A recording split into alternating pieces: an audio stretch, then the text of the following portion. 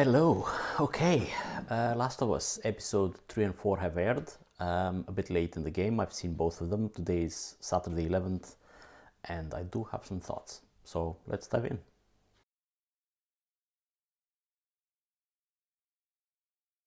Right. So episode 3 is official name is Infected, and what an episode this is actually. So the way this episode is built is interesting, and the structure of episode is a story within a story. So it's the story of The Last of Us, which is the big story, and then the storyline, and then there's the episode of Bill and Frank, which is this episode, their story of Bill and Frank, which fits within The Last of Us world, post-apocalyptic world. So it's basically these two survivors that are trying to make a living or make a life out of what's left of the world after the big breakdown of the world.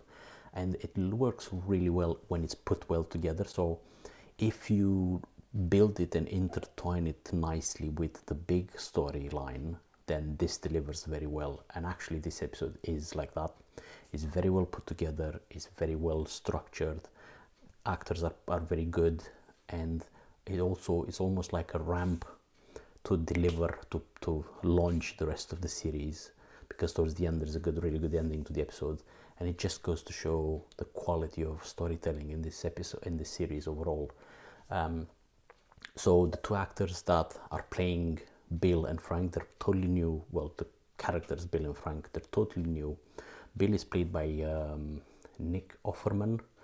He is a really good actor, actually. I've seen him recently in another good series, very good, highly recommended that series. It's a sci-fi series called Devs, D-E-V-S, which stands for developers. And it's created by Alex Garland. Alex Garland made Devs, and he's also made, good sci-fis like Ex Machina or Annihilation with Natalie Portman. And this is created by him, and Nick Offerman plays the main character. So that's a very good series. He's very good in it. It will highly recommend it.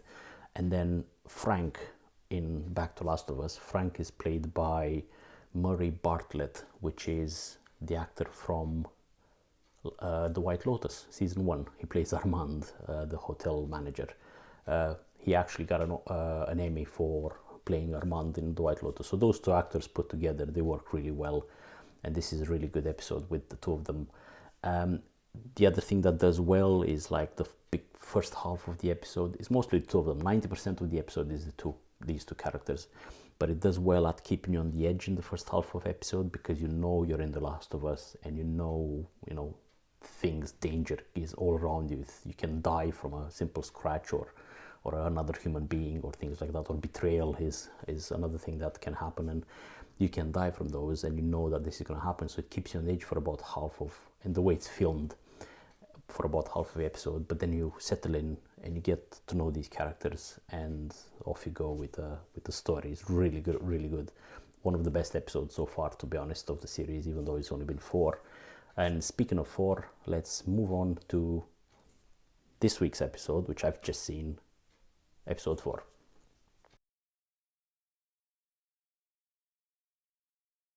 Right, episode 4. So episode 4, we're back to business. We're following again Joel and Ellie as they leave the house, Bill and Frank's house, in his truck full of supplies and full of petrol, and they go cross country. I think they're aiming to find Joel's brother. Now this is one of those episodes that follows the two of them. There's no time jumping, but it reveals backstory and reveals and improves that, builds on the relationship, actually makes it a full-on, almost like a father-daughter type of relationship, and it builds on that as they travel across the country, with things like, just imagine that Ellie, played by Bella Ramsey, she has never seen the old world, the before world, before the apocalypse.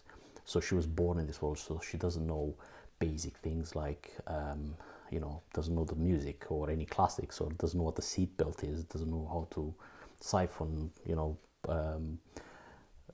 fuel from one car to another, or to take it out of the car, and it's little things like that Joel has to explain, and it's somehow, and we as an audience were like stricken, like, oh, actually that's right. So but also that also gives it a bit of, makes her fragile and naive, behind that facade that she puts, that mask of the rebellious teenager.